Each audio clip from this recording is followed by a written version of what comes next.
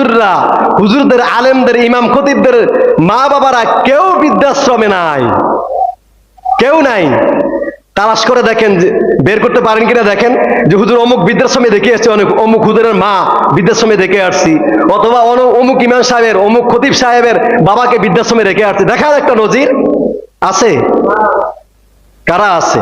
English মিডিয়ামে যারা পড়ে। এই জন্য ইংলিশ মিডিয়ামে পড়া ব্যক্তিরা এখন কোন দিকে ঝুঁকছে? মাদ্রাসার দিকে। কোন দিকে?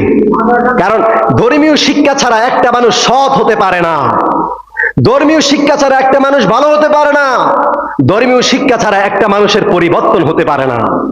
ধর্মীয় শিক্ষাই একটা মানুষকে পূর্ণাঙ্গ পরিবর্তন করে দিতে পারে।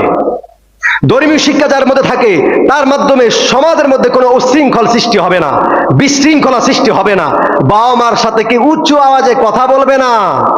যে এইসব সন্তানরা বাবা মার সাথে গলা বড় করে উঁচু আওয়াজে কথা বলে, তালাশ করে দেখেন একটা হুজুর না, সবগুলা অন্য ক্যাটাগরিতে পড়ে। তাহলে এগুলা দেখে, এগুলা আপনারা সমাজে হার হামেশা দেখেন কিনা বলেন? হর হামেশা দেখেন না? সবসময় এগুলা দেখেন। তারপরে কেন আপনারা কোন শিক্ষা দিলে সন্তান সুশিক্ষায় শিক্ষিত হবে, কোনটা দিলে, কোন শিক্ষা দিলে সন্তান খারাপ হবে, খারাপ পথে যাবে, এটা দেখার পরেও কেন আমরা সেখান থেকে শিক্ষা অর্জন করি না?